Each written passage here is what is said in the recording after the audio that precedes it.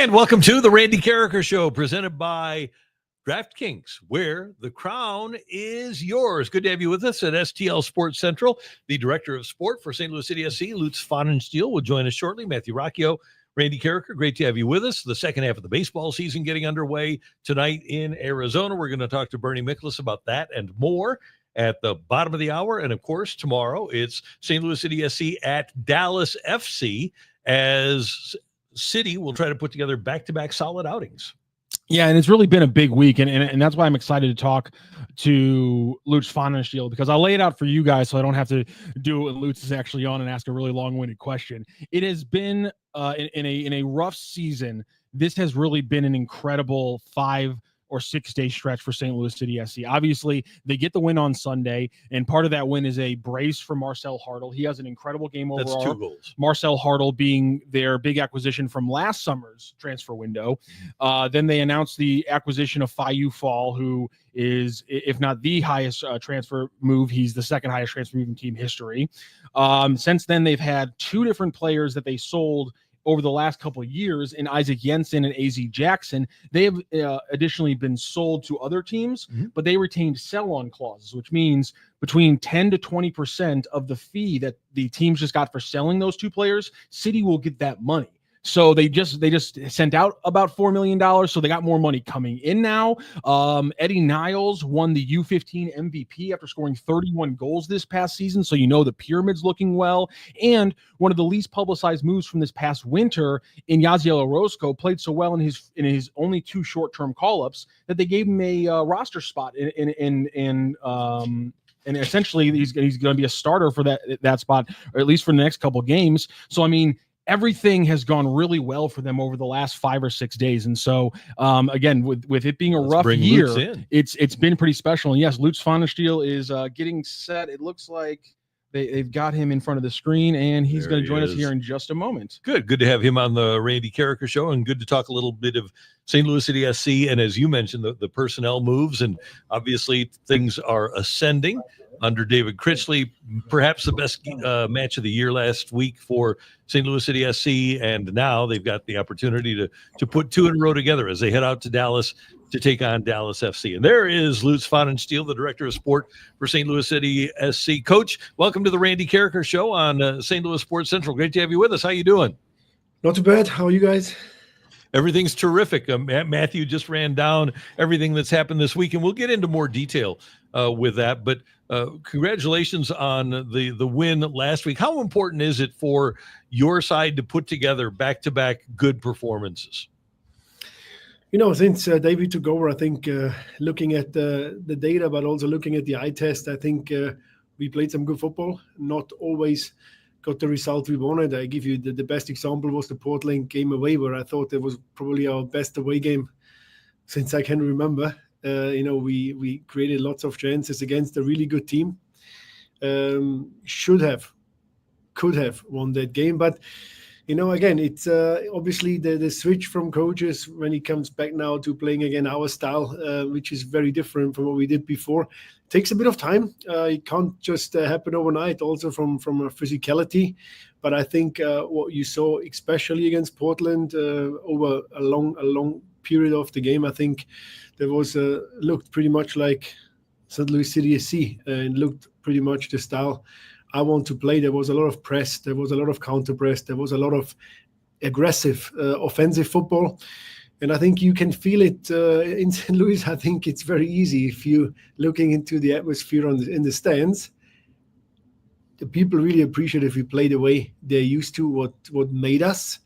And, I think that was one of these games, even against San Jose or against LA Galaxy at home. I think you did feel quite a lot of passion from the fans and a lot of support, and that somehow always proves to me that we're on the right track. And obviously, the week started off with a big announcement. You guys officially announced the transfer of Fayou Fall, the 21-year-old Senegalese center back from Fredrikstad in Norway. Obviously, you've already talked about how special a player he is on the field. He's progressive passing and things like that. He's 6'4", so we know he's going to be a threat in the aerial game. But I know you've talked a lot about, when you made the move for Klaus and Leuven and your knowledge of those players. So with a guy like Fayou Fall, who's such a big price tag and at 21 years old is going to be so important to the future of this team. I know there has to be qualities off the football field that jumped off to you guys to make this move. So more than just what he is as a player on the field, what about Faiyu Fall made him the right move for you guys? Yeah, I think, the first one you need to look at is the position. Left-footed center backs, they are very difficult to find. It's sometimes a bit like a needle in a haystack. It's probably the most difficult position to find next to a left back. But a left-footed under 22 center back makes it even more difficult. So there was players out there. We worked for a long time, especially on that particular position, and Faiyu Fall was always a guy which was very, very high up in our ranking. I see him as the perfect fit for us because of you mentioned the progressive passing, you mentioned the physicality. But as I say, as a center back, the most part of the game is, or the important part is the defensive side as well. So you can have the best footballer in that position. If he can't defend, it won't work out as well. So I think the mix here was very important. So he has already a certain experience at really good level coming from Reims, which is a good team in France, where they do really believe in youth development. And in Fredrikstad, when he was on loan, and this season he was really doing well. His data went through the roof as well. But then again, it's I think you mentioned it. It's, for me, it's a signing for the future as well. I don't want to put all the pressure in the world on a 21-year-old who just comes in, who also needs a bit of time to get used to the American lifestyle and everything. I mean, he speaks good English, which is a big advantage for us. But most important, I see him as a very important, good addition right now, and he will help us immediately. But especially looking forward to 2026, I think that's where Faiyu Fall will be for us a weapon, and that's why we went for him. Yeah, it's a decent price tag, as you said. But then again, if you do look at the pricing of left-footed center backs, which are very rare out there, when especially our data, we know we need a certain style of play as well. I'm very happy with that. We managed to secure that deal. You mentioned Reims being a big club that, when it comes to their youth development, obviously St. Louis City, you guys prioritize that as well. And there's some big names in the news over the last week, from the youth pyramid. One of them, a little bit older, Mekhi Joyner. He's pushing to be the scoring leader in MLS Next Pro for the second straight season. He has just one more call available on his current contract for this year. What is the plan to keep pushing Mekhi's development for this season? Yeah, I think, we believe a lot in our own players. In our academy, we put a lot of work in that, and looking at the results since we exist, but also when we qualify for the nationals, we always manage to have a team in the semifinals and the finals. So we do have a high priority of our academy players. And Mekhi, he did fantastically well as an academy player. He did really well also now the last 1.5 seasons with City too. But then again, it's a young player, and you don't want to push it too much. You need to find the right balance. I mean, he trains most of the week with the first team. He had some good impact with the first team, and the future is his, no doubt about it. We are very happy and excited to have him here. I think he has a big future at our club for sure. But we also have to give him a little bit of time. Rushing it especially also now in a situation where we do have pressure, where the results are not always going our way. It's not an ideal situation for a youngster. So build him up slowly and steadily till he will be one of our top players. That's the plan.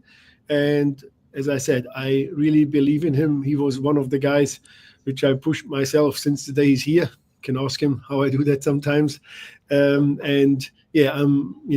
Also, to be honest, looking at the way City 2 is performing, I think this group can go all the way, and Mekhi plays a very important role in there, and I think he can get a lot of confidence, a lot of scorer points, a lot of goals. In his case, probably the coolest penalties in the country at the moment when he takes it. So lots of promising potential there, but we need to be a bit patient before we throw him there into the shark tank. Lutz, we've talked about a 21-year-old youngster that you get in the transfer window, and then we're talking about City 2. You've got a relatively young roster, but you've got a group of players in their prime as well. How much will the composition of the roster and the youth of the roster influence your search for and decision on a new head coach? Yeah, obviously we want to be a bit younger. The players are here. Our core group is here now since they came in 2022. When we didn't have a team yet, when they still were playing half a year for training with City 2 as well.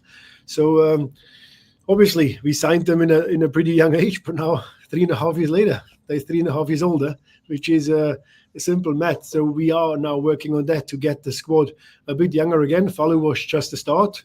I don't have to tell you that, but there's lots of other rumors flying around out there. So we do focus this window on more of the younger players. That doesn't mean that we're also looking on the market at some experienced guys as well. But right now, to make the squad a bit younger, a bit more athletic, a bit quicker, that's very clear. The goal I had, and I think as we mentioned that the youth development there, to believe in our own structure, to pull up guys. Hazil Roscoe is the best example as a 21-year-old. Not being scared and not being shy to give guys from the second team, young, talented, a go, and reward him now also with a contract for the first team. I think that's where we want to land also in the future. And Randy, it's not just this window is big. I think the window which comes up in January will be another one, because it's not a big secret. There's lots of players and options, which gives us the opportunity to review and to watch every training session, every game, and then make decisions, make good decisions, but also make hard decisions. That next season we will have I will call it a very competitive squad out there, which is a bit younger than it was this year. I know this player won't factor into next year, but when you see the news that a player in the academy wins the MLS Next Pro U15 MVP, Eddie Niles scores 31 goals in the regular season. Obviously, a lot of casual fans don't have a chance to watch the U15 game matches, but I know you're obviously tied in when you have a talent like that. So let St. Louis know what kind of game does Eddie Niles have? Should we be excited about this kid, and how special is he that he wins this U15 MVP award? No, always have to be careful, to talk about such a young player in detail. But obviously, he's all over the news now. So the way he performed since he's here was tremendous. The whole soccer community in America talks about him right now, and it's not just the goals he scores or the assists he have. It's the way he carries himself in such a young age. That's a player where not just myself, but I think lots of scouts from all over the show are looking at him. Because he grabbed that headlines now to be an MVP that early on. I think it just shows that there's massive potential there. But it's not just Eddie. There is a big group of players out there in our 09, 010 born players, which are really, really top level, which have a lot of potential to make the next step, to become professional footballers. But as we know, you can be tremendous at youth level. Once the boys' game becomes a man's game, it's not just about talent. It's not just about skills. It's a lot about mentality. It's a lot about hard work. And our playing style is pretty difficult. So it's more than just scoring goals and be fancy. You need to be a hardworking guy. You need to really fit in the way what we do. And I think Eddie Niles have a lot of that already purely in his football DNA. We talked about a lot of things that happened in this past week. The win, the Fayu Fall announcement. We mentioned it today. Obviously, the two sell-on clauses will be activated for players that got sold on later, and I know that helps you guys do your job. So a lot of good things happening over the last 5 days, and I imagine just over the last couple of weeks, things have been looking up for you overall. That's the beauty, but also the ugly side of my job, because things changing. At least for the outside world, within 5 minutes. Honestly, for me, they don't change at all. It's still the same like 4 weeks ago. The biggest problem at the moment I have to deal with, or we all have to deal with, are the injury crisis. And that might sound like an excuse, but if you have an average of 6-7 guys out, and it's not players in the lower part of the salary structure. It's potential starters. The way the MLS is built when it comes to roster slots, when it comes to designations, it's just very, very difficult to just compensate it overnight. It doesn't work, and that is where the patience, but also keeping a calm head and take a lot of little stick here and there. That's part of the game. But then we need to also keep a cool mind and realize that a player like Durkin, a player like Edu, who's out there for a while, or Kessler, or you mentioned it, basically nearly every center back and every defensive midfielder is not available. So looking at that last game against Portland, where we had or even in Salt Lake and Houston, where we had such a young, inexperienced backline out, we still managed to play open games. We didn't get slaughtered. And I know every fan in the world wants to win every single game, but sometimes being realistic helps a lot. So fans don't have to be realistic. That's my job. And it was difficult, but having now an opportunity to bring new players in, having an opportunity to get the guys now slowly back on their feet and get them ready to start games again, I think that's massive for us. And we just want to work hard and win as many games as possible. At the same time, I need to look a little bit further ahead than just this season. I need to look into 26, and it's right now already, for me, once that window closes, after 5 minutes, the next window opens. So it never stops. Hey, Lutz, last thing from me. So much talk about changing the MLS schedule so that your schedule and transfer window conform to Europe's transfer window. What sort of difficulty is there, if any, in going out and pursuing a guy like Fall when your transfer window is different than theirs? Yeah, coincidentally, Randy, the Norwegian window is similar to ours because that's one of the few countries who plays like the United States. But from the base of the question, it is obviously difficult because our main window in January, this is when European teams or South American teams are in the middle of a season where you do not get the best players because simply they want to keep them, or you overpay because they want to keep them. So it's a pretty straight one. So our summer window, which is our secondary window, that is when a lot of players coming on the market, when you can get players for, I would call it market price, but also players running out of contract. So for example, a player like Marcel Hartl, you would never be able to get in a January window because he will cost you a lot of money, but you can pick a player of that level up, or even a player like Roman Bürki we picked up in the summer on a free transfer. That is one of the things right now with MLS, having these two different main windows obviously makes it sometimes difficult to get the best players, but I think MLS developed so well in the last 6, 7, 8 years, where I say, everybody talks about the big five in Europe, and the big five will always, so far, will stay. But right there on the edge, I think MLS is literally scratching on the door. More and more top players coming in from all over the world. The World Cup will be a massive push in the right direction. And it must be the goal in the future to attack the top five. And I think one day when maybe, hopefully, or maybe not, the windows will be aligned, it would definitely be a good opportunity to bring in top players for a reasonable rate. Thank you so much for joining us today, Lutz. St. Louis City facing off against FC Dallas tomorrow. Everybody will be tuned in on Apple TV. I don't know if you're flying down there now or not, but either way, have a good weekend and good luck to the guys tomorrow. Flying soon. Thank you, guys. Thank you, Lutz. Thank you, Good Lutz. seeing you. There he is. That's our friend Lutz Pfannenstiel, Director of Sport for St. Louis City SC. It'll be interesting to see what happens the rest of the season, because it does feel like they are on an upward trajectory. And obviously they want to win games, but they also want to set themselves up to have some momentum moving into next season. I think that's the big thing, is to kind of know what you have and know what you need at the end of the season so that you can build for the 2026 campaign. Yeah, and there's some people saying, why is it all why are you being all positive when they're so low ranked in the standings right now? Just won. No one's like ignoring the fact that they sucked for the first 3 or 4 months of the season, that they had a really rough run. That's why they fired a coach. Lutz obviously in that interview a couple of times acknowledged the struggles they've had. Not using the injuries as an excuse, but it's a factor, and that's why they fired a coach, and now they're pushing for more attacking soccer. When he described what the team has been under David Critchley, I think you heard why he's been so exciting. And then again, I ran it down.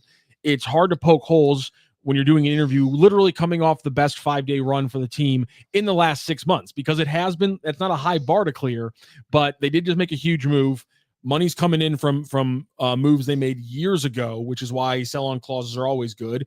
And if you can't get excited about a local kid dominating a league like MLS Next Pro at the U15 level and apparently being at a national talking point for his age group, why you're not going to get excited about anything with this sport then. So you're a lost cause. And why would you, what's wrong with optimism and happiness? Why can't we just have a happy day sometime?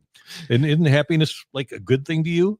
You just want to be miserable all the time? Come on. Also, that's just the coolest thing about soccer for me, is the fact that you can have a local kid with that kind of talents and you can start seeing him play and seeing him produce at the U15 level. And then 4 or 5 years from now, when he's 18 or 19, he's the next Makai Joyner. Makai Joyner is is 18 years old. He's just about to turn 19. He's been in the city academy, I think, since 2022, like right as they were getting here, and he moved over from Scott Gallagher. So, I mean, that's one of the fun parts about having a soccer team, is that there's this long arc that you can follow in a completely different way, because while, it'd be fun to follow Liam Doyle or Cooper Zerpe, you got to drive to a different city to do that. Or watch MLB.TV. Or watch MLB.TV. MILB. St. Louis City SC, they have a lot of these games, right here in town, and they stream a lot of those U15 games and things like that. And that's a fun aspect of it. Yeah. We got, by the way, this interesting thing. So people actually You're scaring me so much with that drink, by the way. Oh, why? Can you move the straw to the other side of the microphone? Nah, I'm not a little bit gonna move away the from the microphone. edge. That's you're terrifying me. Oh, somebody God. worried about this carpet. Oh, Jesus. So Bach Hog, looks like we got a couple of fresh haircuts in the studio. Randy strikes me as a Floby kind of guy. You are completely overrating how much I care about my hair. I'm not a Floby. I'm a wake up, shower, brush, done for the day kind of guy. That's the totality of my concern about my hair. Can't you tell? Yeah, I'm too old. I'm too young to know what a Floby is, but I'm Googling it right now. An electrical powered vacuum cleaner attachment made for cutting hair. Yeah. What the hell? Yeah, what were you people doing in 1986? Can I just ask a quick question right now for people who were -5 in that year? What the hell was going on, guys? That we were patenting a vacuum cleaner to help you cut your hair. I don't know. Unbelievable. Yeah, I wasn't part of that. We do like your chat. Staying positive. City's still building something special, just with extra plot twist. Thank you, Cole Bassett's left foot. Yeah, see, that's positive. Yeah, they struggle this year. I mean, God, if you was, I don't honestly believe that people really would be entertained by us coming on here and just going, everything sucks. There's nothing to be happy about. Sports are dumb. I refuse to believe that would be more entertaining. Maybe I'm wrong. Yeah. We do appreciate you being with us. By the way, Bernie is going to join us. The Cardinals getting back in action tonight. It'll be an interesting start to the second half of the season with Andre Palante going. It's Palante Gray tomorrow and then Miklasz on Sunday. And Palante will be opposed by Brandon Pfaadt in tonight's game, 8:40. And you can see that one on Matrix Midwest, by the way. You mama, adding some really important perspective about our discussion about the late 80s. That's about the same time when they started putting stickers on lawnmowers telling people not to stick their head in it. Yep, that's true. And they also had to put stickers in California on 5-gallon buckets, like paint buckets, saying that baby could drown in it. I tell you what, FBB, one of our smartest chatters in the entire world. I'd rather have the NFL than this boring sport. You'd rather have the NFL than the MLS. I tell you what, you won't find, nigh on 200 million people who would agree with that take. Good Lord. You wouldn't? I think you would. Could you? I mean, yes, I'd love to have the NFL too. Yeah. It's only the most popular sport in the country. We don't have it, so it is what it is. I like our soccer team. I think it's fun, and I think it's fun to have. I wish that they would win a little bit more, but it is what it is. That's why you get Phi U Fall. Also, just a fantastic name to say. Phi U Fall is a fun name to say. So is he alluded to some other moves being made. They're potentially bringing in a winger from Minnesota named Songbin Jung. And I tell you what, right now, he's going to be special. Because, I mean, I just know it's an awesome name. Guys with cool names are better sports players. Fall song. That's always true, isn't it? It is, 100%. Thank you. 1986 from Cole Bassett's left foot was awesome for music. Papa Don't Preach by Madonna, Sledgehammer by Peter Gabriel, Banger. Sledgehammer, and You Give Love a Bad Name by Bon Jovi, all outstanding songs. It was good in that you had the opener of the next football season. So you had the Giants go 15-1 and win the Super Bowl, right? And then the previous year had been the great Bears team. So the following year, you had the Bears and Giants opening up the season on Monday Night Football. That was cool. But then you also had the New York Mets winning the World Series in 1986. That wasn't great. And then they did it in dramatic fashion and kind of messed up. Bill Buckner messed up his own life. Did you ever see that when Buckner missed that ball that Mookie Wilson hit between his legs, he was wearing a Cubs wristband? Was he really? Yeah. Oh, Doesn't my that just God. tell? That's everything you need to know right there. 1986 was the centennial of the completion of the Statue of Liberty. Don't ask me how I know that. 1886. 18, there you go. What- There you go. Okay, so is completion when they put it up, or when France finished making it? It's when they put it up in Okay, 1880. New York, Got it, not okay. when France sent over the original before they put it up. Bach Hawk says, I have not been to a City game yet. I really need to go. It took my first hockey game in person before I got hooked. Yeah, hockey in person will do that to you. That's for damn sure. Yeah. Hockey in person does that. Look, Lex Luthor. NFL games are better on TV than in person, but every other league is better in person. What about college football? Yeah, that's tough. Oh, that's a good I think it point. depends on where you're sitting. God, that's a really good text. That might be your best text, Lex Luthor. Well, hockey is definitely better in the building. Baseball, I would say the baseball is, again, snob here. Baseball is better if you're in the lower level or in the 200s. If you're up in the 400s in baseball, you're pretty far away. And then basketball, I think basketball is equal. I think being in the building is great, but I think the TV product for basketball is great. I can flip a coin for basketball. NBA is different. I've only been to a couple of games now, but it is completely different than what I expected it to be. That's because they make it look so easy and they're so lazy for 3 quarters and they just take it easy. And it's the players with a ton of energy that make the NBA. Those are the guys that make the great teams. One thing about LeBron, he plays the whole game. Some guys don't play the whole game. And those guys, when you have the best player that only plays for 1 quarter rather than 4, it hurts your squad. All right, fair enough. But it's just the way the league is. Yeah, that's the problem with the NBA, because like literally one of the games I went to, the player I bought the ticket to see didn't play. So, and I was literally a victim of that exact kind of thing. It pisses me off to this day. But yeah, I got over it. I still got to see Kevin Durant. I didn't get to see Nikola Jokic, but I still got to see Durant. So okay, Lex Luthor. NBA is great in person. I saw the Bulls hit a buzzer beater. That is great. So Which game?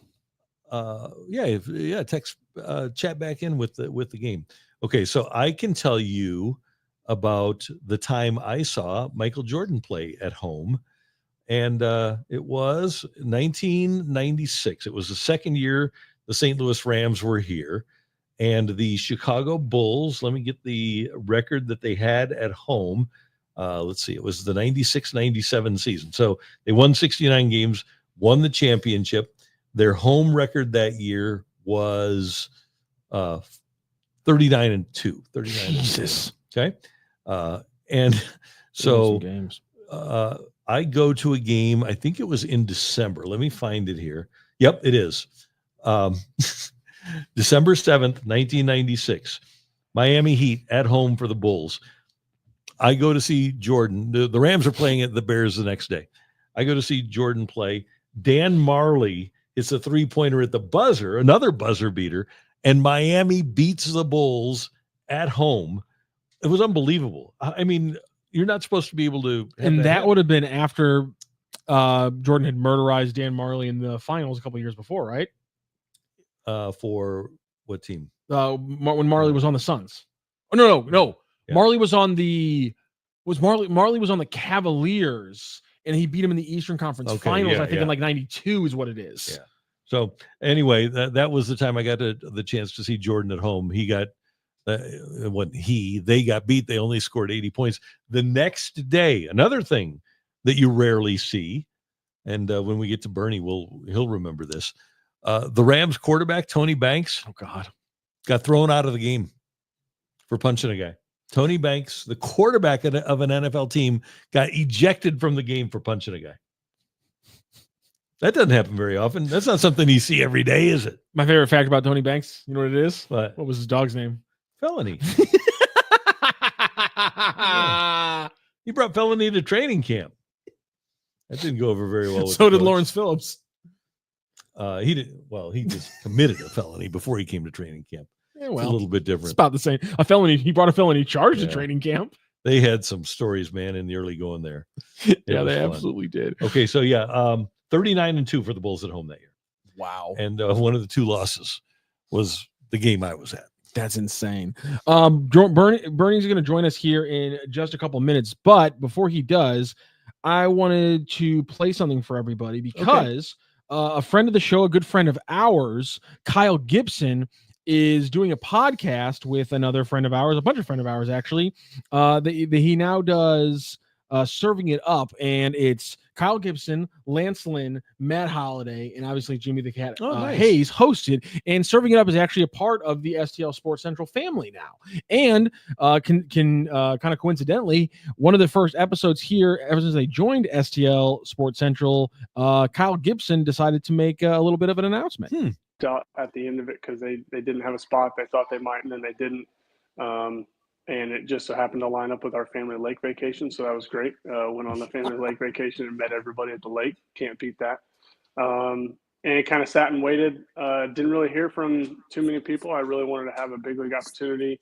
Didn't really have a big league opportunity until probably, I don't know, maybe 2 weeks after that last start.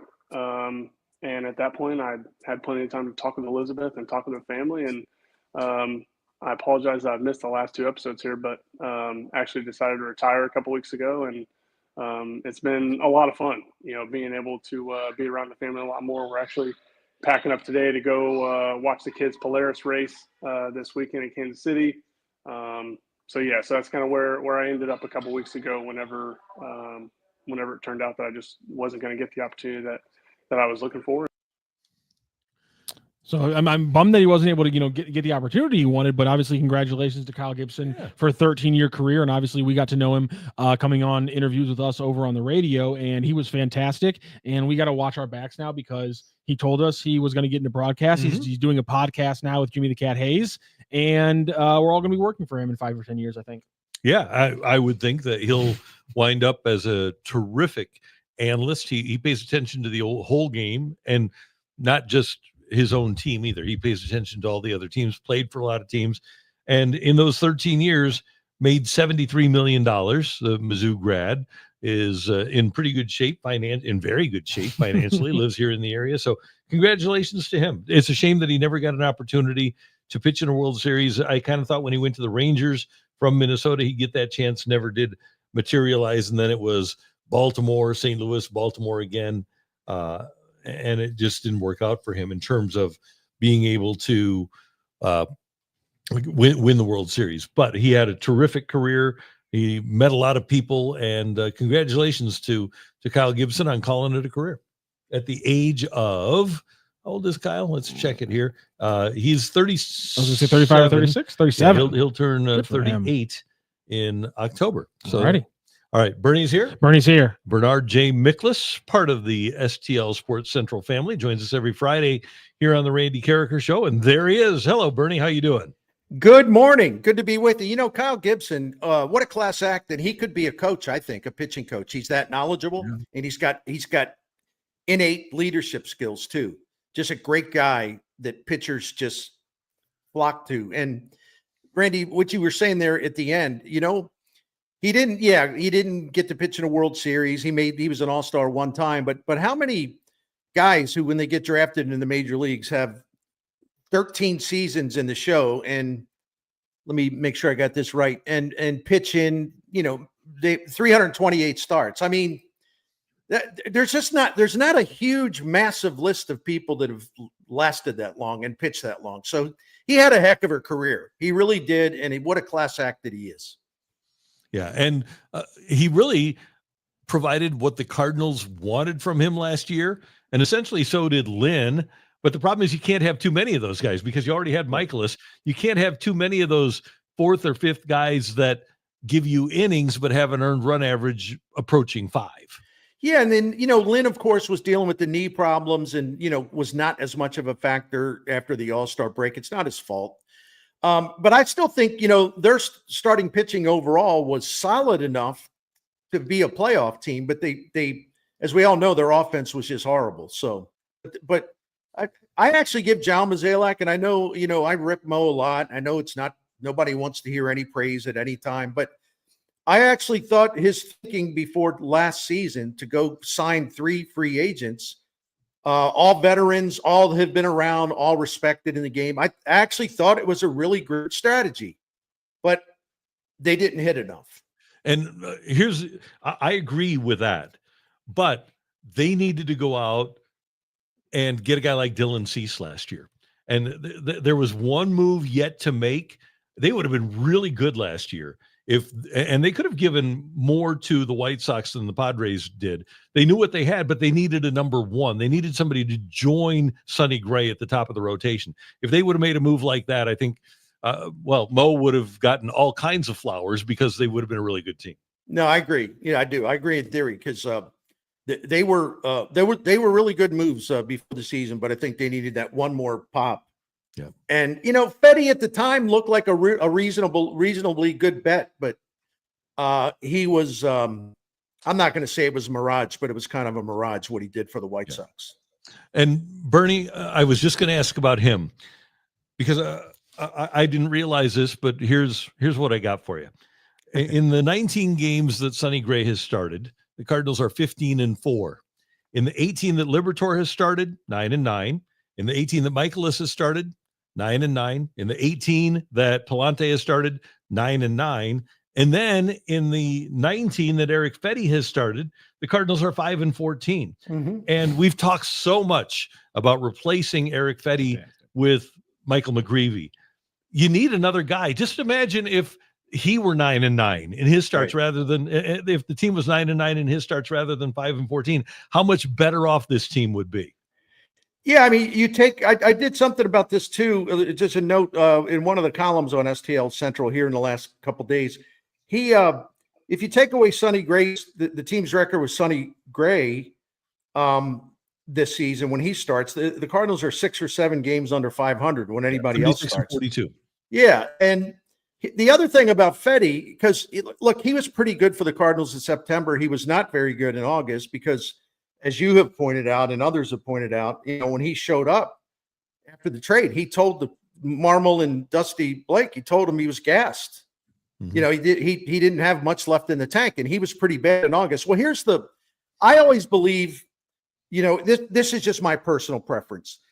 I look at individual pitcher win-loss records, okay, but I also think they can be very misleading. But I think, although it's imperfect, what I prefer to look at is something you just noted, a team's record when a pitcher starts. Mm-hmm. Since Fetty joined the Cardinals are 8-21 when he starts.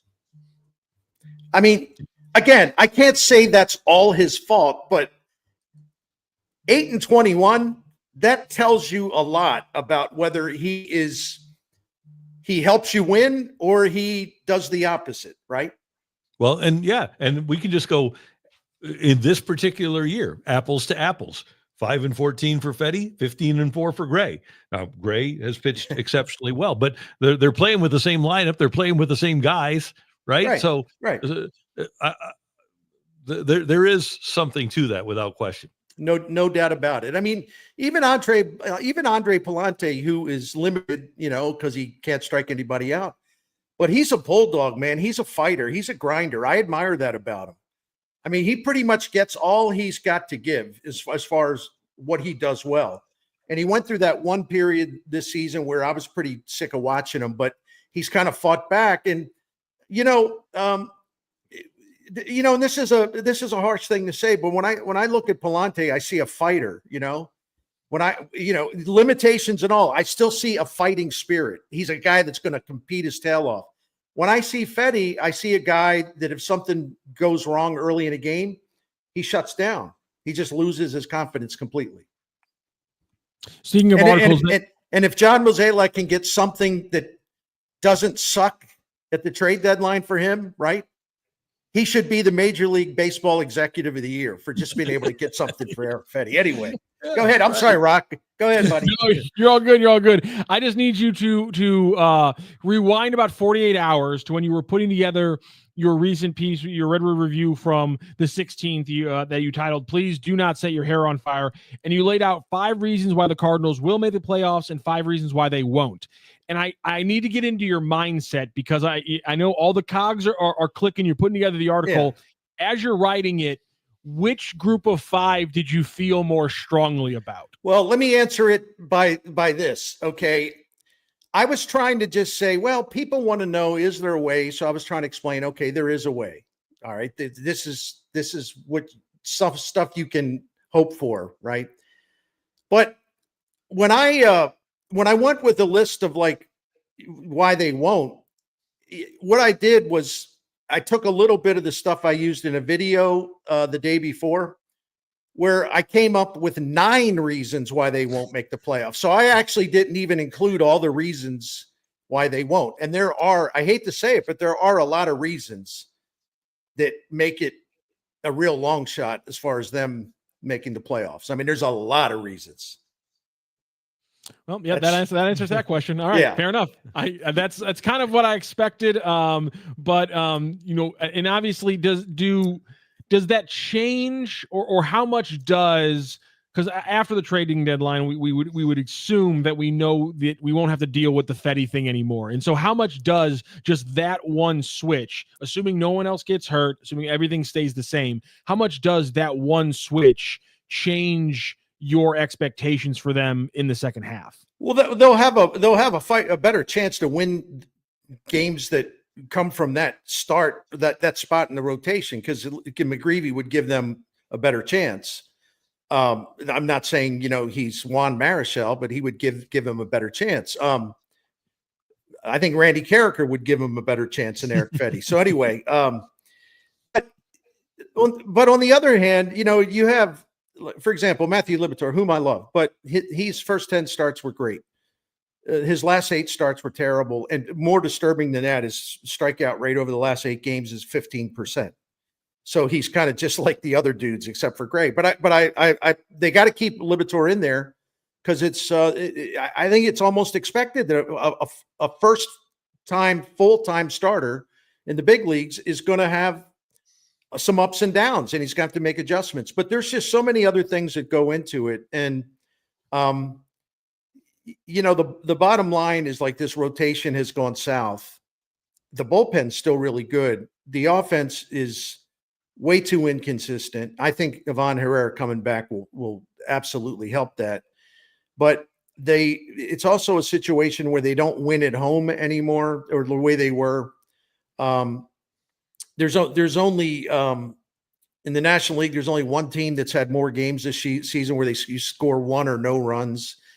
The Cardinals have also been, up until Herrera, they've been very, very fortunate on the injury front. And I've learned just watching baseball, if you're one of those teams that has been very lucky not to have a bunch of injuries, chances are you're going to get hit with injuries in the second half of the season. Because in the first half of the season, in terms of the value of the players that were injured, the Cardinals were the least impacted team by injuries of any team in the majors. Some other things, you look at their run differential. It's since they're 19 and 22 in their last 41 games, and their run differential is like -21 or -22. That's a huge change from where they were. So all of the trends are sort of pointing down, unfortunately. And I think, I think that's why they're up against it. And the other reason, we know that the teams that are in the wild card race, the Mets, to a lesser extent, but the Brewers make sneaky good moves. But we know the Padres will be swinging. The Giants will be taking big swings. The Reds will do something stupid and take a big swing. All of those teams will be taking big swings at the deadline, and they will not care about throwing around a lot of money if it means acquiring a really good player who's making a lot of money. The Cardinals, I would be surprised. I just don't see, and even if they are buyers, I don't see anything so big that it would match the magnitude of moves being made by teams that they're trying to catch. Bernie, what do you want to see then because I agree with you. And by the way, the Cardinals have a dozen games against the Brewers and the Cubs, 6 against each of those. Plus they have to play 3 against the Dodgers, 3 against the Yankees. So they'll have their hands full in trying to get to 91 wins or whatever it'll take to make the playoffs. So if they aren't going to make the playoffs, what do you want to see more of or less of? What do you want to see change down the stretch in the final 65 games? Well, let me use this as a shameless promotion for the video that I just recorded before joining you, and I talked about all these different scenarios. But here's what it comes down to. My hope is that John Mozeliak he will be realistic, because even if they're still in the race technically, right before the deadline, it doesn't mean that they have a really good chance of getting into the playoffs, even if they're mathematically in it. But they've got a lot at stake here. I care much more about the Cardinals' future, 26, 27, and beyond. And the worst thing that can happen is if John Mozeliak gets caught up in some fantasy. It's like, well, remember 2006? Oh, hey, well, no one gave us a chance in 2011, and we barely even made the playoffs. Okay, and this goes to that Mozeliak made-up character that I just voiced. That goes to him, but it also goes to all the fans who might say, well, yeah, that's right. I don't know. Do you see the 2006 and 2011 versions of Albert Pujols, Yadier Molina, Adam Wainwright on this team? Do you see the 2006 and 2011 versions of Chris Carpenter on this team? A guy that was unbelievable in both of those postseasons. Do you see the 2006 and the 2006 Jim Edmonds or the 2006 version of Scott Rowland on this team? Well, Bernie, I don't want to hear about Arenado. He doesn't hit anymore. Rowland in 2006 drove in 95 runs and slugged .518. That's not Nolan Arenado. And I could even name some others. The Cardinals don't have a superstar player. They don't have any Arenado will make the Hall of Fame, but he's here in his decline years. They don't have where you look at guys and say, oh man, there's like 3 or 4 guys in this team will be Cardinal Hall of Famers. Or you'll say like, 3 of these guys probably going to be in Cooperstown. Those Cardinals teams that won those World Series, even though they struggled during the regular season, they had firepower galore with guys that were either going to be in Cooperstown, should be in Cooperstown, but are already Cardinals Hall of Famers. So I don't want to hear, I do not want to hear comparisons to 2006 and 2011 because they are illogical, and basically you got to be sniffing glue to buy into that. Well, and I think this is with all due respect to the current coaching staff, and I don't think that they would be offended by this. No. But who's the 2006, 2011 version of Dave Duncan on this staff? Well, you're right. And damn it, Randy, I left that part out. That part of it. And here's the other thing. The Mets won 97 games. They had more wins than any other team in the NL in 2006. The Padres were no great shakes. They won 88. The Phillies won 85 that year. The Dodgers won 88 also. The league wasn't great. And let me throw one other thing out there that was a thing in 1990 or in 2006 that isn't a thing in 2025. It's called Toradol. And that 2006 Cardinal team was just devastated physically down the stretch. And they didn't shy away from using painkillers. And from what I heard from players that played on that team, there was a line out the trainer's door the day before the playoffs started for Toradol. And all of a sudden, those guys are feeling no pain. They play San Diego, win a game, and then go on and win the World Series. That's a great point. That's one of the reasons why when people talk about the steroid era and this should be disqualifying and all that stuff, whatever. I can't tell you how many major league players told me that, gosh, as long as they don't take my amphetamines away, my painkillers away, I don't need steroids, but I will not be able to play the way I would need to play for 162 games unless I have some help from the greenies and some other substances that doctors can prescribe. Players were terrified of losing the amphetamines. Yeah. Yep. Oh, but I hear idiots say, well, that's not a performance enhancing drug. The hell it isn't, or the hell it wasn't. Players were crazy for that stuff. Anyway. The Cardinals making a move today. Thomas Ajaysi being optioned down. They will remove Jordan. They will move Jordan Walker from the IL. He was pushing the limit on days there. Bernie, not necessarily what you think it will be, because I think it's kind of up in the air, but or undecided. I don't even know if they know. What do you think the Cardinals' plan should be for Jordan Walker, and do you think it will change, post deadline, if things start maybe going south for the team record wise? Like I'm gonna bank on something Ali Marmol has said, which is, I'm gonna paraphrase. He said, you get to this point of the season, and the runway has been there for a lot of guys. But at some point, if you have a chance to win and get into the playoffs, it's not so much about the runway. It's about giving the playing time who players have shown they have earned it and they deserve it. Jordan Walker does not fit that description. So I think, to your point, he might have, they may put him in the lineup for, the Cardinals have 13 games before the All-Star break. They'll give him a chance to see if he can get something going. After that, I don't, especially if Nolan Gorman, now that Herrera's back, and if Nolan Gorman continues to hit the way he has, I'm sorry, where are the at-bats for Walker in that scenario? I don't see many, right? And then, the other thing I want to say, and this is related, I think, and I did say this in the video, if the Cardinals are out of the race and they go into the seller mode, right, the first thing I want to see is J.J. Weatherholt up in St. Louis. And I've already had people say, well, what position is he going to play? I'm sorry. Do you see any Hall of Famers out there other than Arenado, who's not a Hall of Famer in terms of performance? I don't care where he plays. Get his bat in the lineup and get this career started.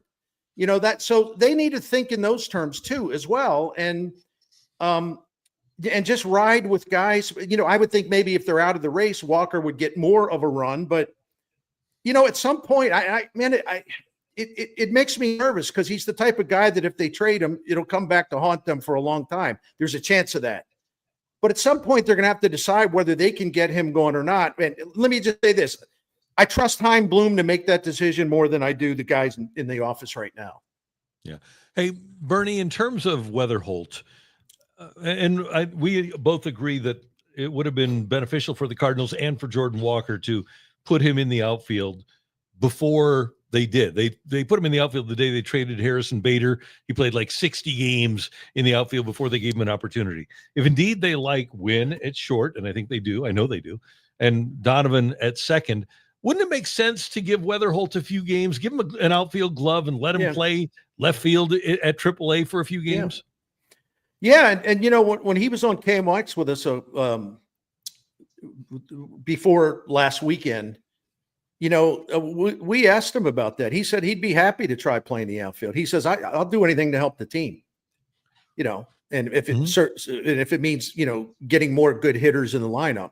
He's got a great attitude about that. This guy's very confident. He's very charismatic. He believes in himself. He's unflappable, but he's also got a team first vibe that, you really appreciate.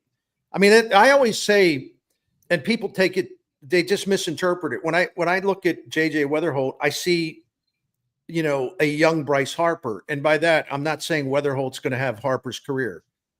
That's not what I'm saying.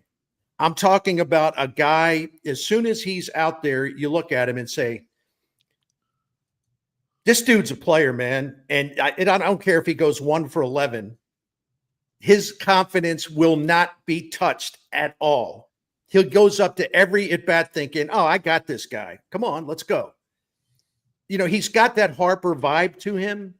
And those guys are not all that easy to find, I'm really excited about it. Keith Law was on our former station yesterday and said he said he's a superstar. He said the Cardinals finally have a guy again where one of the first things they need to do is just like sign him to a 9-10 year contract and just lock him in, because they haven't had a player like this for a long time.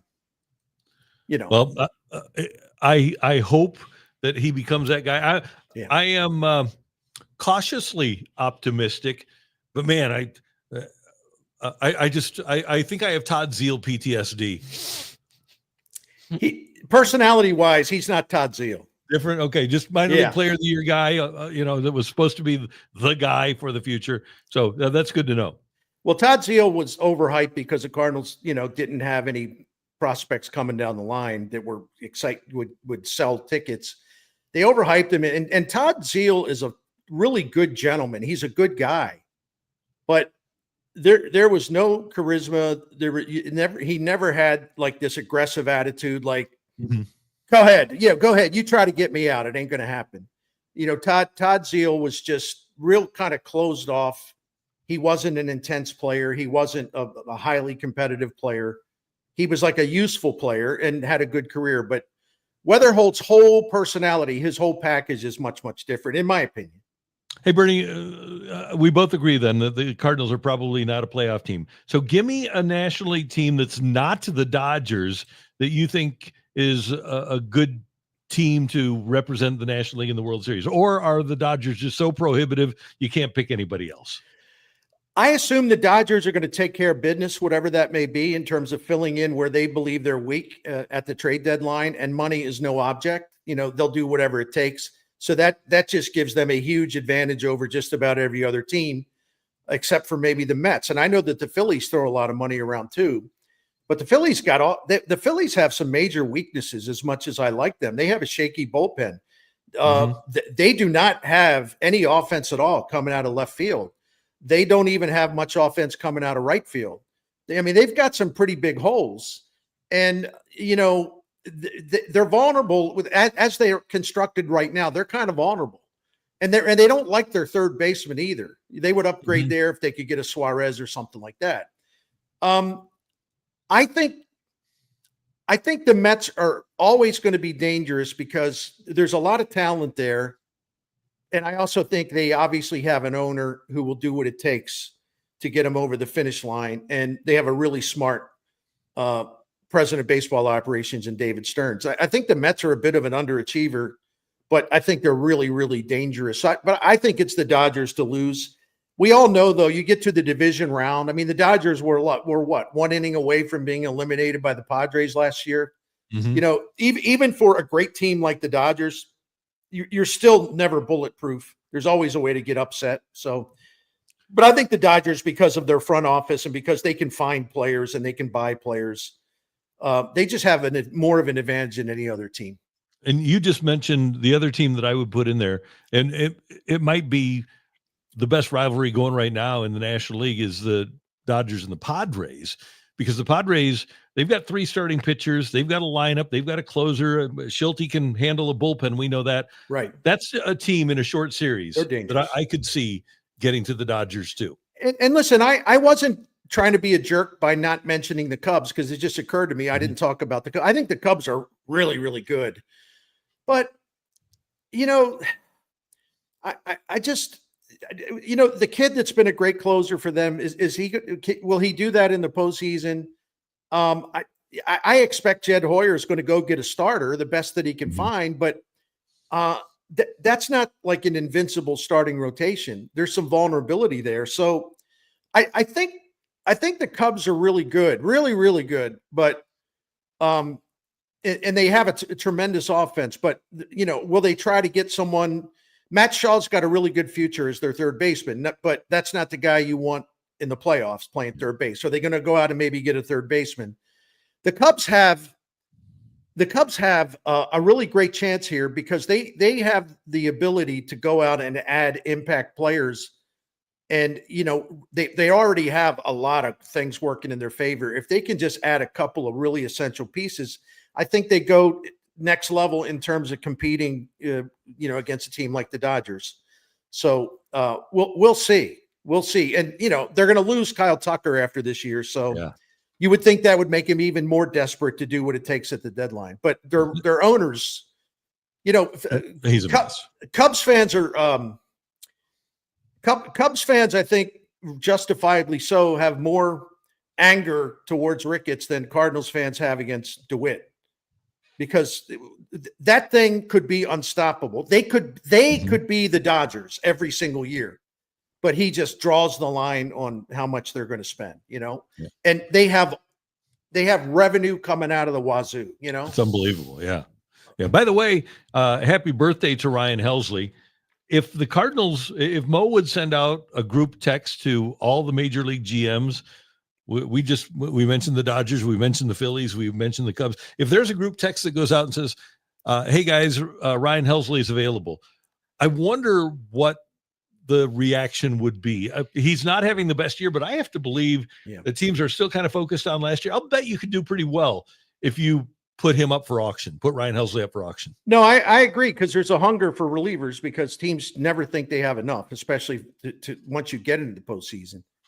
And you know, all of the numbers on Helsley are going the wrong way, but he still throws. Here's the deal, but he still throws 99, and for some reason his fastball is really flat. He changed his arm angle, and without boring people, I'll just put it in the simplest terms.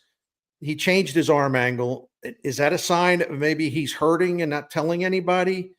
Or he feels he can pitch through it. It's not a big deal, but I don't know why his arm angle is different this year, but it's caused his fastball to be flat.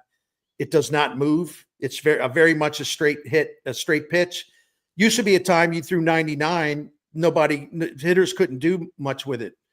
Now their hitters have adapted to the new world, and it's like, oh, they don't care if you throw 99. And if you throw it and it comes in straight, they're like, oh boy, just throw me that fastball, Helsley. I'm ready. Boom. Mm-hmm. You know, seriously. I'll say one word, or depending on whether you believe this word is one word or two words.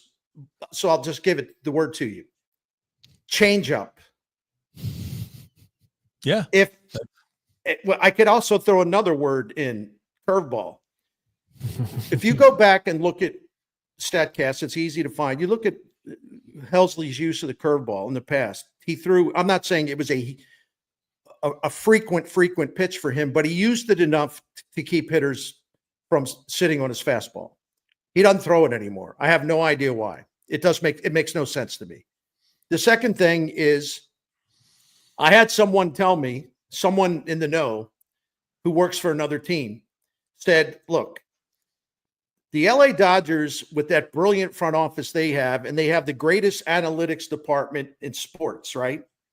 That, you know, they ask David Freese about that. Ask Albert Pujols about that. Ask like Tommy Edman about that. All these guys that go there and they're given information. They're like, wow, okay. And they like instantaneously become better. So I had this one gentleman told me, he said, look, they're out there right now and they're studying everything, and no one's got more data than them. And what they're doing is just like, well, why doesn't this guy throw a changeup? He would be devastating if he had a changeup in his mix, because they're all sitting on his fastball. They go up there like knowing what to expect, especially when he's behind in the count, right? He's going to come in with the fastball. It's the fastball or the slider, but the fastball is what he goes to when he is behind in the count. And every hitter in the major leagues that plays the Cardinals knows it. That's why they're hitting .419 and slugging .580 against that pitch this season. The Dodgers are looking at this and say, well, what? He needs to have a changeup. Let's get him in here and we'll get him throwing a changeup. All right, we'll finish this on a little bit of a positive. Some numbers you put in one of your latest pieces on STL Sports Central that were absolutely just blew everyone away, and those were the numbers for Ivan Herrera. So you broke down all these insane numbers. I think for me, my favorite one has to be that just with runners in scoring position and 2 men out, Herrera is averaging .389 with a .611 slug. Which one of these video game numbers was your favorite, Bernie? I was looking at the highest leverage, highest pressure situations this season. It isn't just runners in scoring position. What it means is like basically the game is on the line. And he's got a .414 average, a .515 on base percentage, a .793 slug with 3 homers, 2 doubles, and 16 RBIs in only 29 at bats.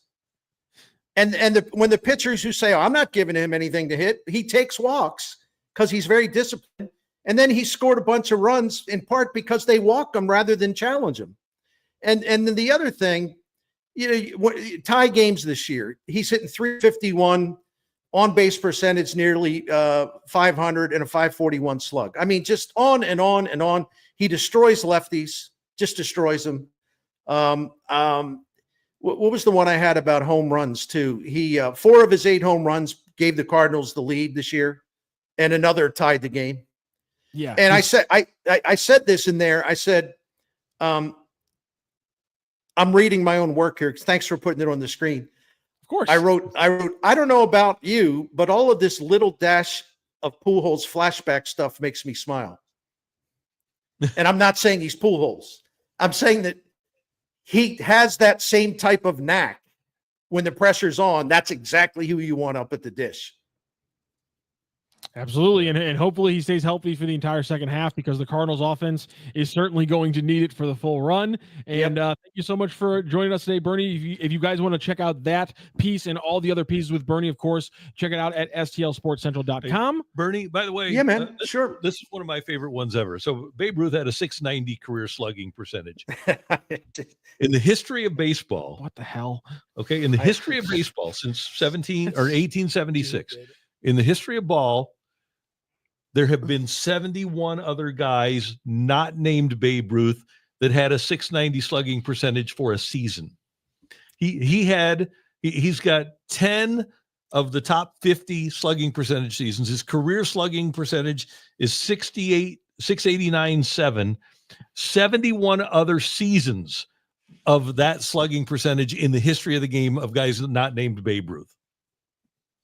Oh, I was looking for my Babe Ruth cap. I couldn't find it. That's why I was leaning over. So anyway, It's outrageous. no, unbelievable. You just wish there was even more like old black and white movie footage of him swinging the bat. Yeah, he was amazing. But by the way, Barry had of those seasons, Barry had 4 of them. Oh my God. He had 4, 749, 799, 812, 863. So he had 4 seasons in his career of higher slugging percentages than Babe Ruth's career percentage. Babe Ruth changed the game more than any player in the history of the game. Changed the game because the home run standard. I always loved his nickname because you look at it now, with all due respect, you laugh at it. But Frank Home Run Baker, like he would lead the league with like 10 or 13 home runs every year. It was amazing. And along came Babe. And all of a sudden it's like the home run record's 51. How do you go from 13 to 51, right? Right. I can't handle that he had back-to-back years where he slugged 840. Yeah. He slugged 840. What the hell? That's mutant stuff. Yeah, unbelievable. Hey, Randy, you remember the late great Sam Muchnick, right? Oh yeah. Oh, loved him. When I was in the 1-2-3 club and Stan was still alive, we became friends, and he would tell stories, and he would tell great stories because he knew everybody and saw everything in St. Louis, and he's greatest wrestling promoter of all time. All time. He would tell stories, and then I would take Sam Muchnick to lunch like every other Friday too, and we would just talk. I'd soak it up. He told me some of the greatest stories about Babe Ruth, and one that I can't really fully share, but there was a famous brothel in St. Louis back in the day, very high class place, right? And I'm not being facetious. That's why it was so popular, because it was first class. And Babe Ruth would just check into the brothel and stay there for like 3 or 4 days, never leave. Her name was May Trainer, the madam, and she'd make sure she was loaded up on like T-bone steaks, maybe shrimp, and just keeps just running trays of steaks upstairs. And he would have the way Sam told it, Babe would have a cigar, and then after the cigar, then it's like, okay, back in action, if you know what I mean. Then he'd have another cigar, and then back in action, then another cigar. Maybe take a little extra 10 minutes. Then he's back in action again, just all night long. Oh man, I'm starting to see why St. Louis fell off. Yeah, we're on some tough times now. That's how you can start a comeback if you're a city. He would He would also, and I like this because I live pretty close to the Del Mar. You used to be a Del Mar train station where there's now the Metro Link.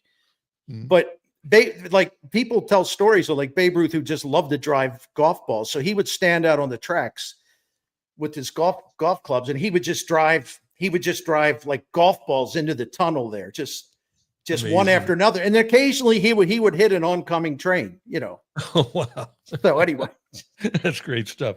Yeah, Bernie, anyway. have a great weekend. I always love having you on the show, man. No, I always love being with you guys. You have a wonderful weekend. Take care. You too. All right. Thank Love you. See you later. And again, guys, make sure you check out the full bits. I know we gave you some pieces of his last couple Redbird reviews. Go check out those full articles on stlsportscentral.com, and always tap into the Bernie Show on STL Sports Central on YouTube, because that's where you get the fantastic rants against both Cardinals and Blues ownership. All right. I've got a little DraftKings Pick 6 parlay for you, and I've partnered with DraftKings to bring you Pick 6, the all-new way to play daily fantasy sports, because it does change the way that you watch and root for sports. And right now, you can join me at DraftKings Pick 6. If you just play $5, you get $50 in bonus picks, and that's 10 extra picks to keep the action going all week long. Okay, so baseball resumes tonight. You've got Fernando Tatis Jr. against Mike Soroka of Washington. We saw him, didn't we, for the Nationals when they were in town to take on the Cardinals. Fernando Tatis Jr. to go over 1.5 hits plus runs plus RBIs. Safe. All right. Then you got Brendan Donovan against Brandon Pfaadt of the Arizona Diamondbacks. You've got Donovan to go over 1.5 hits plus runs plus RBIs.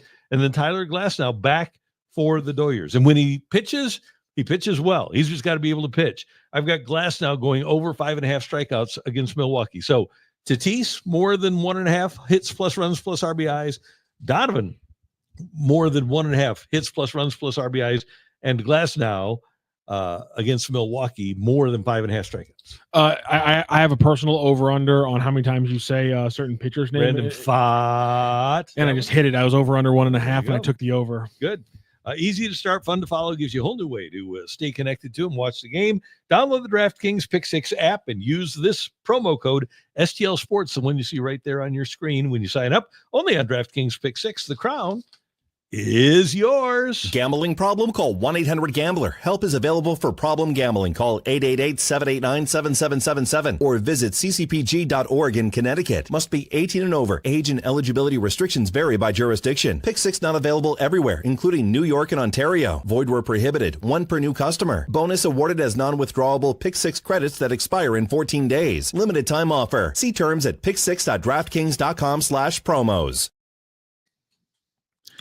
All right. You had some stuff happening here on STL Sports Central, and Jimmy the Cat Hayes has his podcast, and he's part of course, the STL Sports Central family. And Matt Holliday was on with Jimmy the Cat, and of course, Lance Lynn and Kyle Gibson on the podcast as well. And Matt Holliday broke down how draft day went for his son, Ethan Holliday. They want you sat down on the couch in front of the screen so that the Zoom of MLB Network and ESPN can capture this. So you literally are taking a call. You can barely hear. So you hear from Scott. Scott, my phone rings. It's Scott. He says, "Here's the scenario. This is what they're going to do. This is what they say. This is what this. You make a decision on what's this. We take this number. Okay, they're going to call back. They take this to the owner. They're calling back. This is that. So it's like you're trying to make these decisions for your kid in real time, in a split second. So I prepared, going in with talking with Ethan, like what he wants and how all this works. So, Nationals, then Angels, and you have these conversations. The Mariners never really were an option, but the first two, were, seemingly in the mix. And then I knew that, in having a lot of friends in Colorado, that if he got to 4, they would pick him. And then, so it went, kind of how we thought it might go. There was obviously a couple wrinkles in there that, you look back on and you hope that you did the right thing by your kid, and trying to make the best decision for him. But That was Matt Holliday breaking down kind of how calling it a fall seems a little harsh, but when you're projected to go number one and things change, and all of a sudden now you're falling to your kind of main backup spot at 4. It is a little bit of a fall, and obviously the slot money is going to be different and things like that. So I thought it was an interesting perspective there from Matt on Ethan's draft, and that wasn't it. I thought this was interesting too, because for me, I've been wondering, obviously you're happy because everybody in Colorado, but they are the Rockies, and they have been having some trouble. And at the end of the podcast, or at the end of this clip, which was a long explanation of the day, Matt did kind of dive into the Rockies factor of it all with Ethan. He's thrilled to be drafted 4th overall. Excited to go get started and get to playing, and obviously for him to get drafted where he was born, sort of born in Denver and actually born in Tucson during spring training, but early on living in Denver and the team that they drafted me, obviously not all that excited about the fact that they're going to set probably the losing record in modern day baseball this year, but I do think they have some guys in the minor leagues, and so the future I think is a little brighter than maybe just the optics of the major league season this year. But do have a lot of friends still there, do have a lot of people in the organization I'm very familiar with, so it was a great day. It's a culmination of a lot of hard work for Ethan. He's a great kid. To see him sort of realize the first chapter of this dream, like I tell him the draft is awesome, but the real work starts the next day. I wonder if Scott Boras, not Matt Holliday, because he has a relationship with him, but if Matt didn't have that relationship and it was just another terrible organization like the Rockies are, Ethan has committed to Oklahoma State, and it wouldn't be the first time that Scott Boras has held a guy out because of the fact that he didn't get the deal that he wanted or didn't get the team that he wanted. We got J.D. Drew because he was drafted by the Phillies, sat out a year, went and played for the St. Paul Saints in Indy ball, and then went back into the draft, and the Cardinals got Drew because of that. I wonder if it wasn't the emotional tie of the Rockies, if this might be a little bit different situation. I have to think that some of that is him knowing a lot of these people and being able to have conversations and have a trust level. So when he hears things like, yeah, we're about to set the worst record amount in baseball, but these are the plans we have to get right as an organization, he can hear those things with a different trust level than if it was talking to somebody who obviously he's been around baseball a lot. He probably knows a lot of the people, but he doesn't have that level of trust with them in other organizations. So I absolutely agree with you. I think that's a large factor there. And of course, guys, go ahead and check out that podcast. It's a new one here on STL Sports Central. You just search Serving It Up on YouTube if you want to watch the full video version, or you can watch or get your audio version wherever you get your podcasts. Again, Jimmy the Cat Hayes, Kyle Gibson, Matt Holliday, and you'd assume that Lance Lynn also talks at some point. We just play a lot of Kyle Gibson and Matt Holliday, but all three of them getting there with the Cat and talk about all the latest baseball stuff. It's a fantastic podcast, and they've newly joined the family here at STL Sports Central, so go ahead and give them a look, because this latest episode has Matt Holliday breaking down the draft. It has Kyle Gibson announcing his return, and like I said, I'm sure Lance is in there too. Yeah, we think so. Yeah, retirement, excuse me. Yeah. Hey, this weekend, maybe even today, head on over to the Fenton Barn Grill and try out their mouth-watering meatball sandwich. It is absolutely delicious, made with house-made meatballs and marinara and Provel cheese, and it's on just an absolutely soft, delicious roll at the Fenton Bar and Grill. I'm a big fan of, I like meatball sandwiches. I get them like wherever. And the best one I've ever had is at the Fenton Bar and Grill. It is sensational. And of course, you want to go to the Fenton Bar and Grill and start with their trashed wings, the best trashed wings that you'll ever have. I had some the other day over at the Fenton Bar and Grill with ranch. It was absolutely delicious. There you see them being slathered up with that delicious golden sauce, award-winning. Perfect use of the word. Sauce. Yeah, it's spectacular.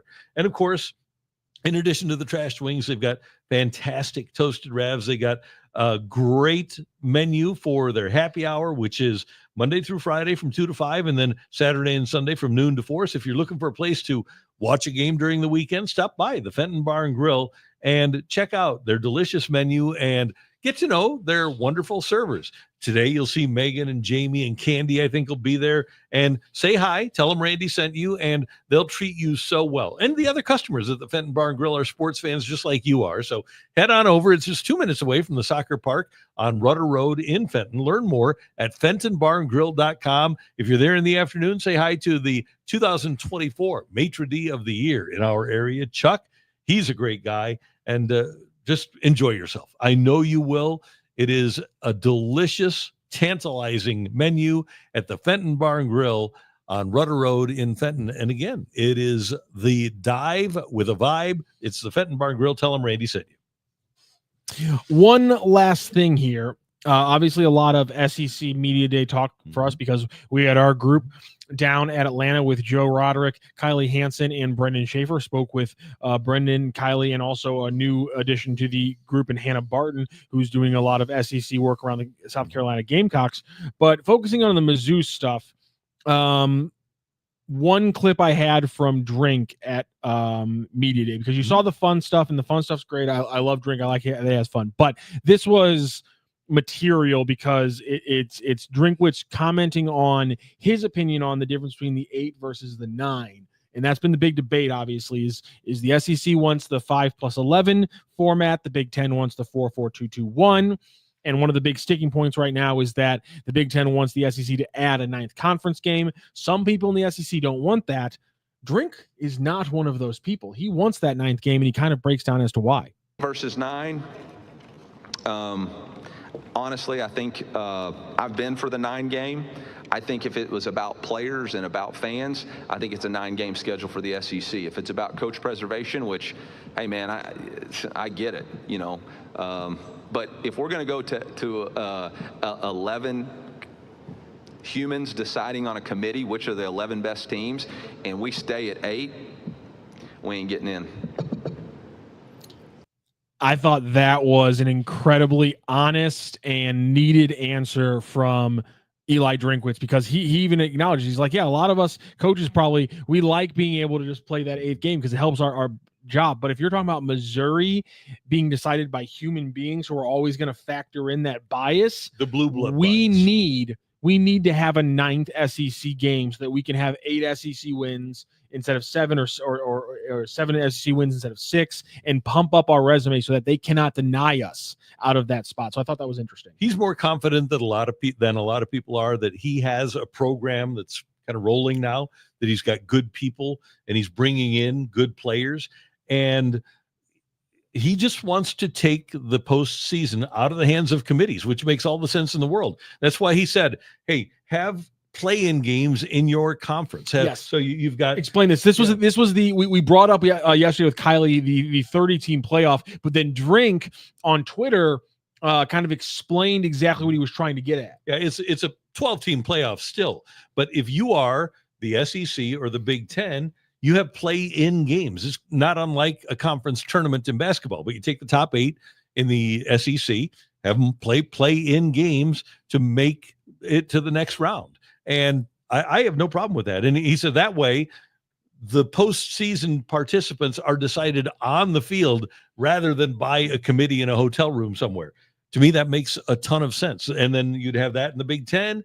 You'd have the same situation with fewer teams because the Big 12 and the ACC would each get 3. So 4 from the SEC, 4 from the Big Ten. That's 8. And then you'd have 9, 10, 11. If we would go to 16, 9, 10, 11 from the Big 12, 12, 13, 14 from the ACC, 15 basically the Notre Dame spot, and then 16 would be a group of 5 spot. I don't know if I can ever get an answer from Eli if I asked him this even directly on the record, but and so I'm not trying to say read his mind, but when he says we're not getting in and he's acknowledging there's a bias of sorts, yeah. Do you think the bias is just towards non-blue bloods, or do you think there's specifically a bias towards Mizzou is the 6th or 7th SEC team you think about off the top of your head, and so therefore the thought process is, well, they can't be a top 4 SEC team, so we're never going to think about them that way? Like, do you think it's an overall bias against all non-blue bloods, or do you think there's a factor because of the depth and the history of the SEC? everyone's always going to say, well, the SEC is Bama, Auburn, Tennessee, Florida, Georgia, and then maybe maybe we're getting to Mizzou. Is which factor do you think is bothering him more, or do you think he's focusing on? No, it's so if you would let's keep it at 8 games, okay? And you have 5 different 7-1 SEC teams, and you've got Texas, Oklahoma, Alabama, LSU, Auburn, and Mizzou. I was being really optimistic with 6th. Okay, so 6, 7-1, 6 teams that are all 7-1 in the conference. There is no way, he's right. There's no way that because of their past, that Missouri, doesn't matter who they play or who they beat, there's no way that Missouri would be considered by those committee members, unless Gary Pinkel comes back to the committee, as one of those teams. All of those teams will be considered and gets votes from the committee before Mizzou would, simply because of their past. They've all won championships before, and Missouri hasn't. You think that's a real bias? No, there's no question. That's a bias among the writers too. I mean, every single year, why would you vote for Ohio State to be a top 5 team this year? Let's name a player that Ohio State is bringing back that was a key contributor last year to a really good team. Their roster's pretty, right. They've got a new quarterback. They've got that young receiver, the 17-year-old Ryan. Is it Ryan Smith? Ryan Smith. They've got the receiver, but they aren't bringing back a great group like Saban often did. But because of the perception that because they're Alabama, has to have great players. That's the perception. But like the first time we did the CFP with Ohio State, and they got in, and Cardale Jones was their quarterback because it was Ohio State.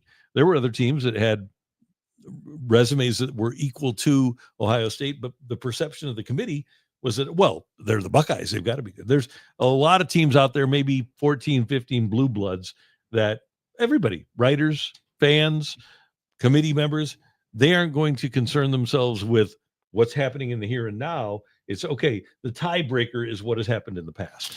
And I will say, while they don't have very many changes, the Ohio State Buckeyes, just the example you're looking at, it's funny you point that out because they have a couple of huge changes exactly where the Missouri Tigers did it. And Eli Drinkwitz acknowledges, he goes, yeah, we have a lot of returning players, but when one of the changes you're making is at quarterback and left tackle, that's a pretty stark difference when you lose one of the best wide receivers as well. Now, Ohio State didn't lose one of the best wide receivers, or I shouldn't say that. They still have a very good wide receiver core led by Smith, but they have a transfer coming in at left tackle. To your point, they have a redshirt freshman who's slotted in as a starting quarterback. Mm-hmm. So while that's, I think, why I think we also maybe are tamping down a little bit of our expectations for Mizzou, because we've been all positive, we've been all gas here in the offseason. And as we talked about with Kylie, I think we might have to come off it a little bit as we get a little bit of perspective about the rest of the SEC. And also, I'm not surprised that publicly Drink is still saying there's a quarterback competition. I just hope that isn't that true. I hope it doesn't take till the third scrimmage like he says he does. I know he says we need to let it breathe.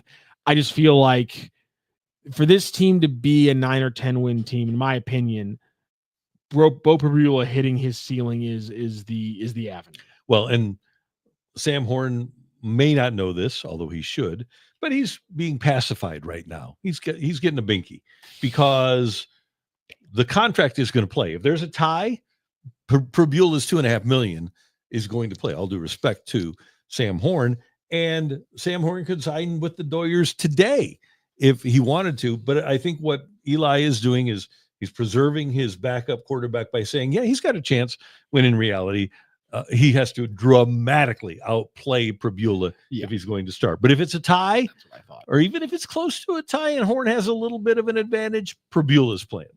Yeah, I'm with you on that one. I'm going to tamp it down a little bit, but I like Drink's confidence. Zion Young was a absolute star at SEC Media Days. If they can get the offensive line figured out, they can get them out hard running. There's a lot of reasons to be excited about Missouri this season, but at the same time, according to Drink, if they don't make the decision and we're sitting here with a 8-game SEC schedule and a 12-team playoff, I guess we're see you next year. Yeah. And by the way, Kind of a bummer. if you are, let's just let me go back here and look at one thing. If you are ESPN and the SEC comes back to the table and says, hey, we're going to have a 9th conference game, and you guys don't have to deal with Mizzou playing UMass or Central Arkansas or Kansas or whatever their 4th non-conference game is. You get an SEC team in that schedule a week before. I would think that ESPN would be willing to pay even more if they could get that 9th game and have basically a full season of good SEC games. I'm with you on that one. I know to Drinkwitz's point, there's a reason why coaches don't want it, but Drinkwitz saying that, if you're a Mizzou fan, that pretty much is all I need to hear to say Mizzou fans should be 100% in on 9th SEC game, because if that's the lay of the land as Drinkwitz sees it, I'm with it. Because like I just said, apparently, and this is from Eli Drinkwitz, if it's a 12-team playoff this year and they're only playing 8 SEC games, Missouri's not playing in the playoff again. Right. They have to go undefeated, which is not out of the realm of possibility. But yeah, that's what something I think coaches don't feel confident about when they are there. It's nebulous who their left tackle and quarterback are going to be. Yeah. So, right. It's, and let's, hey, they know who their left tackle and quarterback are going to be, but can they stand up to it? But the point is, Mizzou doesn't win tiebreakers. Mizzou's not going to win a tiebreaker against Texas. They aren't going to win. They can play the same strength of schedule against teams they don't play, Georgia, Texas. Same strength of schedule, identical record, but I guarantee you that the eye test for that committee is going to be that Georgia and Texas are better. So tap into us next week, because ACC Media Days is next week in Charlotte. And right now, the reporting, like we talked about earlier this week, is that your mark from the Big 12 is going to be at ACC Media Days with Brett Phillips of the ACC. Might not be Brett Phillips. I might screw up his first name. My apologies.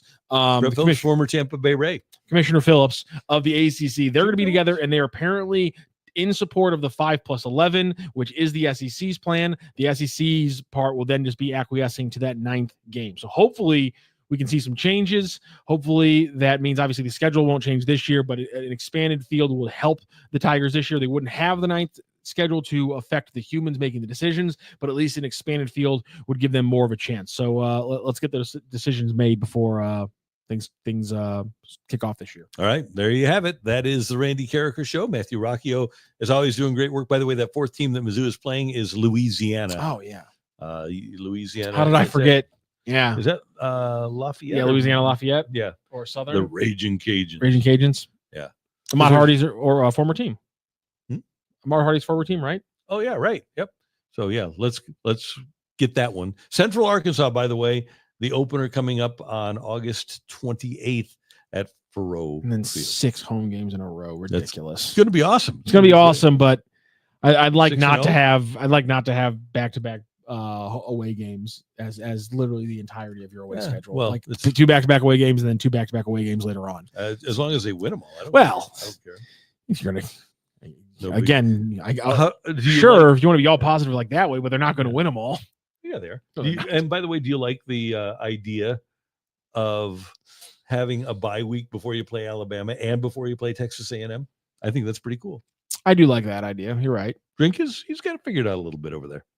I like when he can scheme it up, scheme the offense up, give me some trick plays, give me something gadget. If Sam Horn's healthy and not with the Dodgers, I'd love to see them utilize him in some special ways. And I think they might. That'd be good. That'd be fun. Yep. By the way, we're talking a lot about the Mizzou chances for a playoff spot. Illinois has a much better chance to be a playoff team than Mizzou does. We'll talk about the Fighting Illini next week and see if we can get Brett Bielema on the show. I know that he is making inroads in the St. Louis area and wants to get on podcasts in St. Louis. Also a good reason to get Kerry Davis on the show again.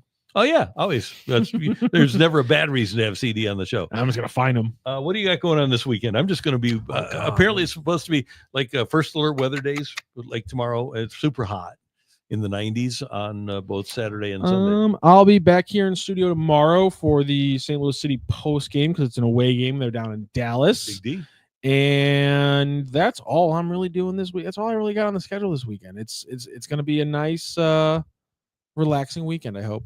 Good. I hope you have a good time. Thank you. I appreciate that. Good. Hey, thanks to our friends at DraftKings, where the crown is yours. And don't forget, stop by the Fenton Barn Grill. Try their trash swings. Tell them Randy sent you when you go by this weekend. You can stay cool by going to the Fenton Barn Grill. Wilson did a great job of getting us on the air here at STL Sports Central. Hey, you have a great weekend as well, and we will see you Monday morning at 10:04 here on the Randy Karraker Show.